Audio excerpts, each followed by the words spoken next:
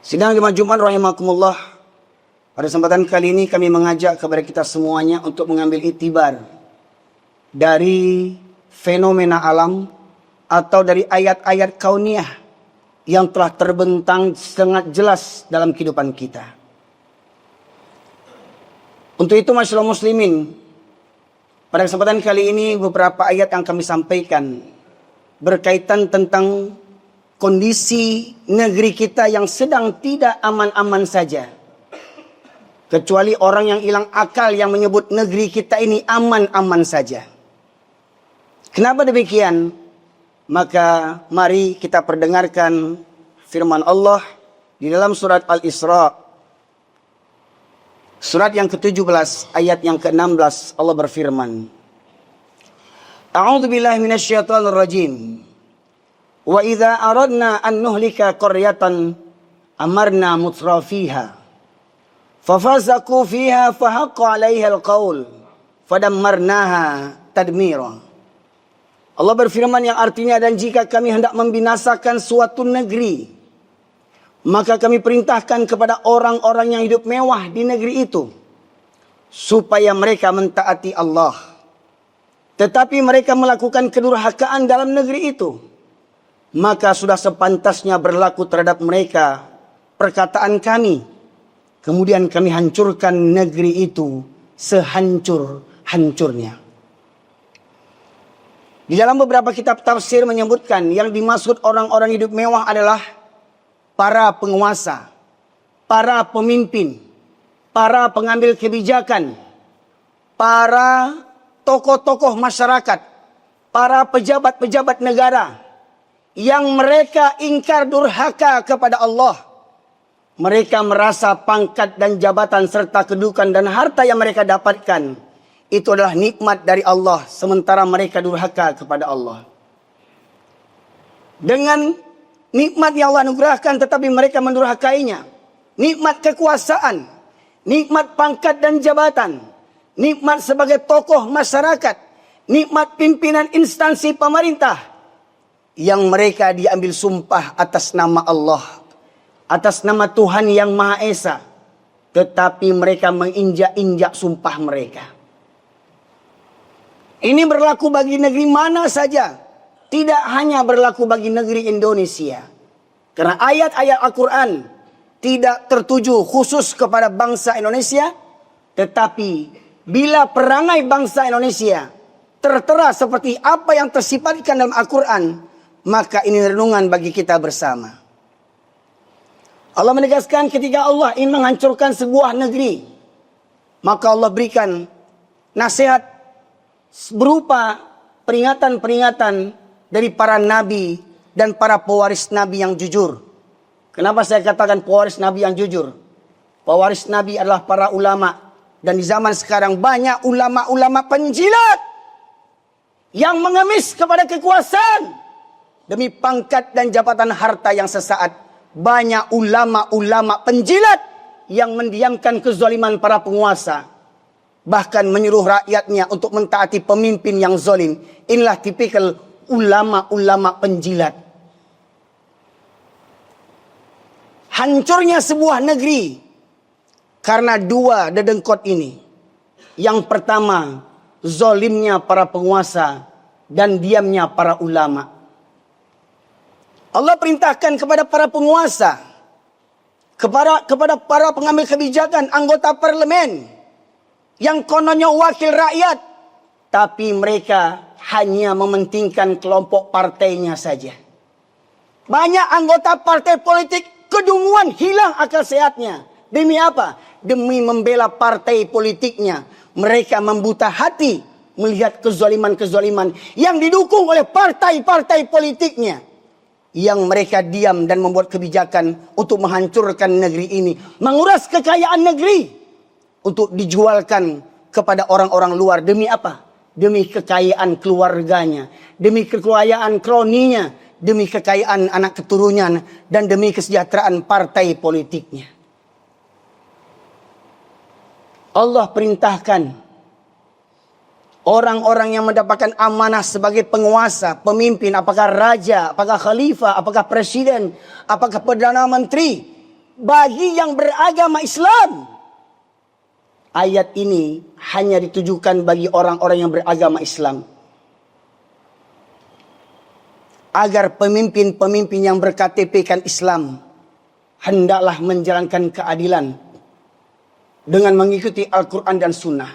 Omong kosong keadilan akan bisa ditegakkan tanpa berpegang teguh kepada Al-Quran dan Sunnah.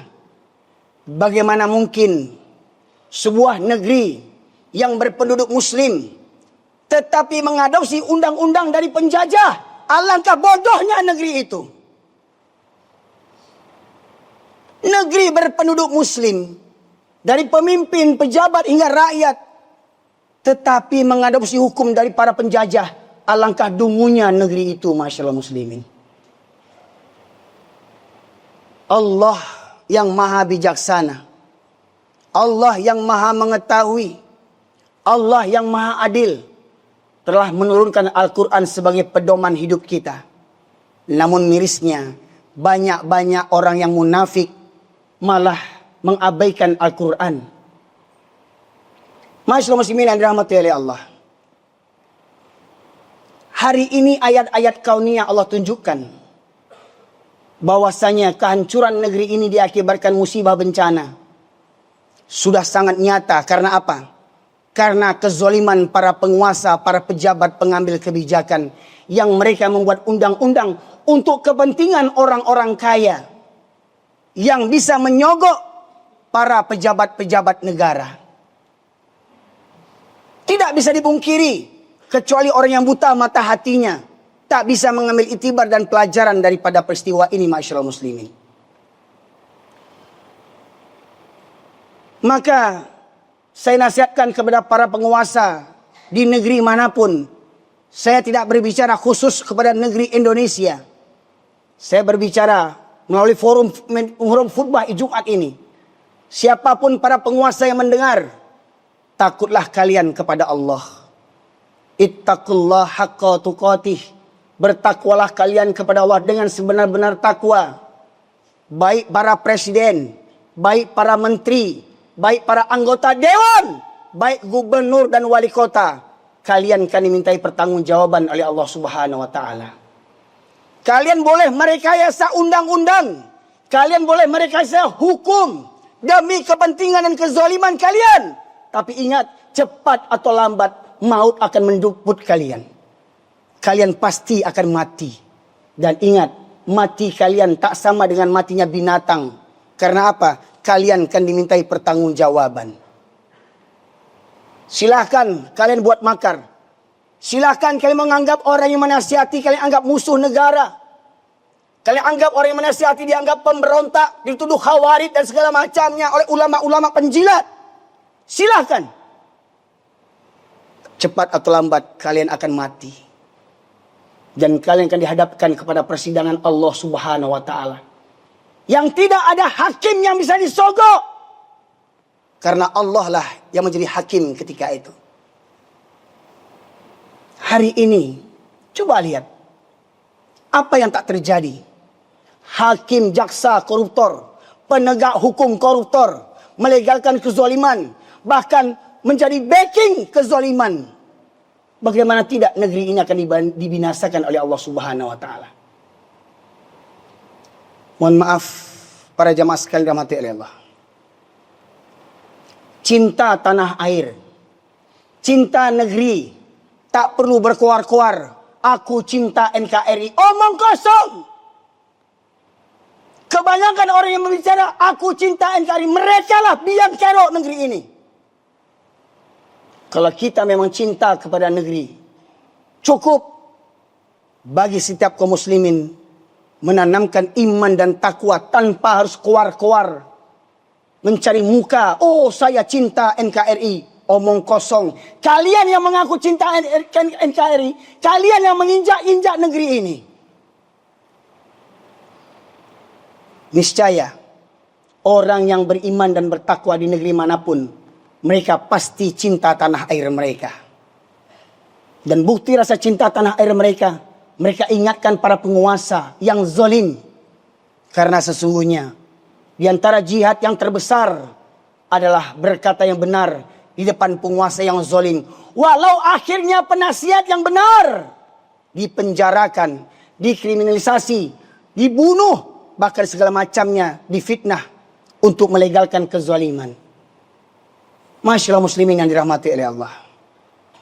Selagi tabiat ini belum berubah dari negeri kita, maka niscaya musibah bencana tidak akan pernah berhenti daripada negeri kita ini. Hanya saja dia pindah tempat dari satu tempat, dari satu provinsi ke provinsi yang lain. Dari bentuk musibah yang lain, dari bentuk musibah yang berikutnya. Karena kita hanya tinggal menunggu masa saja lagi.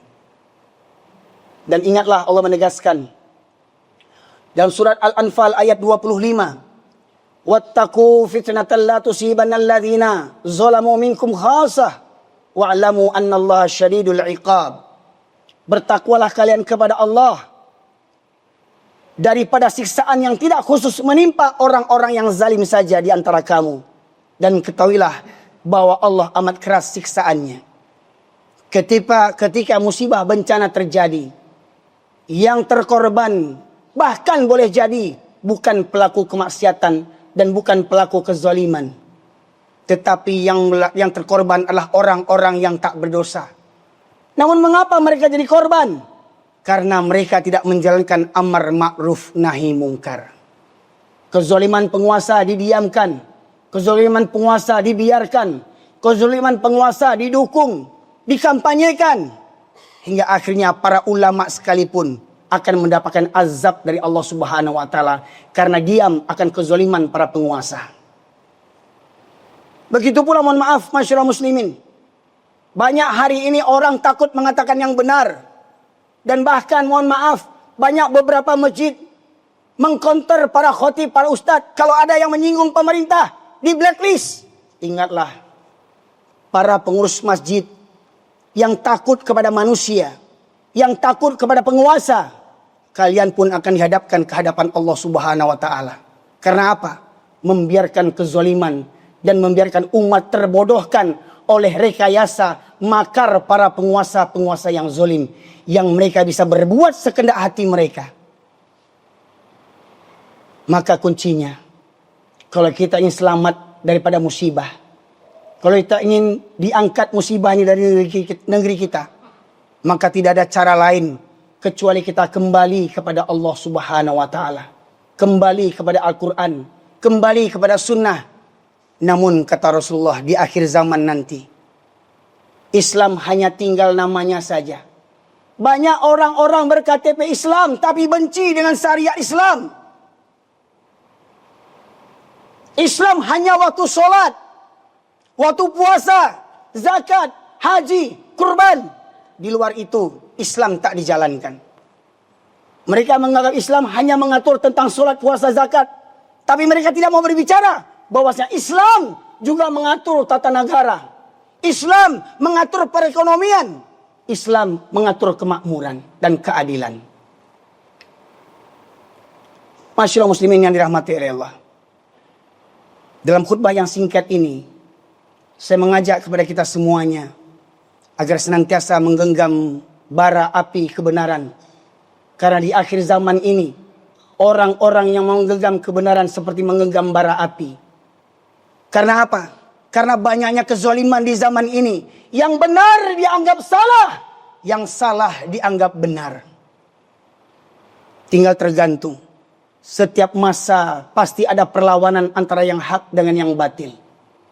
Nabi Adam alaihissalam berhadapan dengan iblis langsung. Nabi Musa berhadapan dengan Fir'aun. Nabi Ibrahim berhadapan dengan Namrud. Nabi Muhammad SAW berhadapan dengan Abu Jahal. Pertanyaannya, di barisan mana Anda berada? Apabila Anda berada di barisan Fir'aun, Namrud, Abu Jahal, maka kalian dapat pangkat dan jabatan, dapat kekayaan, dapat kenikmatan. Karena mendukung kezaliman para pemimpin-pemimpin zalim laksana Fir'aun dan Abraha. Tetapi bila kalian mengikut Nabi, para Nabi, maka niscaya Allah akan menguji siapa di antara kita yang benar imannya dan siapa yang dusta. Karena Nabi banyak diingkari oleh kaumnya. Nabi banyak dimusuhi oleh kaumnya.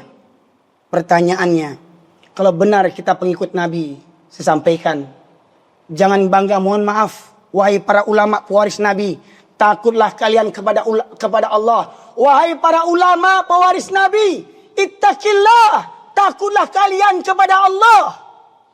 Jangan kalian bangga dengan banyaknya jam terbang, diundang ceramah sana, diundang ceramah sini, tetapi kemaksiatan masih merajalela di tempat kita tinggal. Ingatlah, wahai para ulama, cepat atau lambat kalian akan dimintai pertanggungjawaban oleh Allah Subhanahu wa taala. Bahkan di antara 3 golongan yang pertama dicampakkan ke neraka, satu di antaranya adalah orang yang ahli Al-Quran. Dia menghafal Al-Quran, dia mengingat Al-Quran, dia mempelajari Al-Quran, dia memperdalam ilmu Al-Quran, tapi hanya untuk gelar sarjananya saja, tidak berani menyampaikan kebenaran. Al-Quran hanya tinggal untuk MTQ dan perhiasan, diperlombakan baca tilawatil Al-Quran, tetapi isinya tak diamalkan. Maka niscaya cepat atau lambat, bukan saya ingin menyumpah, bukan saya akan mendoakan, tetapi mengikut firman Allah Subhanahu wa taala, kalau negeri kita tidak akan berubah, niscaya NKRI pasti akan mati. Fa'tabiru ya ulil albab la'allakum turhamun. Allahumma salli wa sallim wa zid wa ali wa tafaddal wa barik bijalalika wa kamalika ala zairi ibadik usraka ibadik sayyidina wa maulana Muhammad wa salli wa Allah tabaraka wa ta'ala أوقم صحابة رسول الله أجمعين. الحمد لله الذي خلق الموت والحياة ليبلوكم أيكم أحسن عملا وهو العزيز الغفور. أشهد أن لا إله إلا الله وحده لا شريك له وأشهد أن محمدا عبده ورسوله الذي لا نبي بعده. اللهم صل وسلم على نبينا محمد وعلى آله وصحبه أجمعين. قال الله تعالى في القرآن الكريم أعوذ بالله من الشيطان الرجيم ولو أن أهل القرى آمنوا واتقوا لفتحنا عليهم بركات من السماء والأرض ولكن كذبوا فأخذناهم بما كانوا يكسبون. Allah berfirman yang artinya, kalau sekiranya penduduk negeri-negeri ini beriman dan bertakwa, maka akan kami bukakan pintu berkah dari langit dan bumi. Tetapi penduduk negeri ini mendustakan ayat-ayatku, kata Allah, maka kusiksa mereka, kuhancurkan negeri mereka, dikarenakan ulah perbuatan mereka sendiri. Nasihat saya kepada para penguasa, kepada para pemimpin, kepada para pengambil kebijakan, kepada kepala dinas BNPB, Badan Nasional Penanggulangan Bencana, tak perlu banyak risau, tak perlu banyak kerja, tak perlu banyak teori. Tingkatkan iman dan takwa warga Indonesia. Terutamanya kepala bidang BNPB, tidak perlu persiapan ini, rencana persiapan simulasi bencana. Ramaikan masjid, ramaikan kajian Al-Quran. Dan ingat, para ulama, jangan diam akan kezaliman para penguasa. Sampaikan, kalau memang Anda seorang tokoh yang sedegani, datangi para penguasa, pegang tangannya, nasihati, mau 4 mata, mau 10 mata, mau bermata-mata, atau tanpa mata sekalipun. Karena sesungguhnya, orang yang sudah melihat ayat-ayat terbentang ini, kalaulah bukan karena hidayah Allah Subhanahu wa taala, maka Allah tegaskan, mereka yang punya hati, tetapi tidak digunakan merenungkan ayat-ayat Allah. Mereka punya mata, tidak melihat tanda-tanda kebesaran Allah. Mereka punya telinga, tidak mau mendengarkan ayat-ayat Allah. Mereka seperti binatang ternak, bahkan lebih sesat daripada binatang. Kalau sudah begini pelajaran, kita tak juga mengambil pelajaran, tak juga bertaubat kepada Allah, maka sesungguhnya di negeri ini lebih banyak binatang yang hidup dibandingkan manusia yang punya hati dan iman. Innallaha malaikatahu yusholluna 'alan nabi. Ya ayyuhalladzina amanu shallu wassallimu taslima. Allahumma fil muslimin wal muslimat wal mu'minina wal mu'minat al ahya'i minhum wal amwat. Innaka qadiyal hajat. Rabbana zalamna anfusana wa illam taghfir lana wa tarhamna lanakunanna minal khasirin. Rabbana la tuzigh qulubana ba'da idh hadaitana wa hab lana min ladunka rahmah innaka antal wahhab. Allahumma fir lana wa liwalidayna warhamhuma kama rabbayana saghira. Rabbana hab lana min azwajina wa dhurriyyatina qurrata a'yun waj'alna lil muttaqina imama. Allahumma arinal haqqa haqqan warzuqna ittiba'ah wa arinal batila batila warzuqna ijtinabah. Rabbana la tu'akhidhna in nasina aw akhtana. Rabbana wa la tahmil 'alaina isran kama hamaltahu 'alal ladzina min qablina. Rabbana wa la tuhammilna ma la taqata lana bih wa'fu 'anna waghfir lana warhamna anta maulana fansurna 'alal qaumil kafirin. Allahumma shalli muslimin wal mujahidin fi Filistin. Allahumma shalli muslimin wal mujahidin fi Indonesia ya Allah. Ya Allah ya Rahman ya Rahim. Ampunkan dosa kami selaku bangsa Indonesia ya Allah. Ampunkan dosa para pemimpin kami. Bukakan pintu hidayah dan taubat kepada kami, terutama bagi para pemimpin kami ya Allah. Bukakan pintu hidayah bagi mereka. Bukakan pintu taubat kepada mereka. Namun apabila mereka tetap ingkar akan kezaliman mereka ya Allah, musnahkan mereka, hinakan mereka di dunia dan di akhirat ya Allah. Karena sesungguhnya kami tidak rela dipimpin dengan kezaliman. Ya Rahman, Ya Rahim, Engkaulah yang maha mendengar, Engkaulah yang maha adil, Engkaulah yang maha bijaksana. Hanya kepadamu-lah kami mengadu ya Allah. Karena kepada manusia banyak yang khianat kepadamu. Ya Allah, kabulkan doa kami ini. Rabbana atina fid dunya hasanah wa fil akhirati hasanah wa qina adzaban nar. Subhana rabbika rabbil izzati amma yasifun. Wassalamun alal mursalin. Walhamdulillahi rabbil alamin. Aqimus shalah.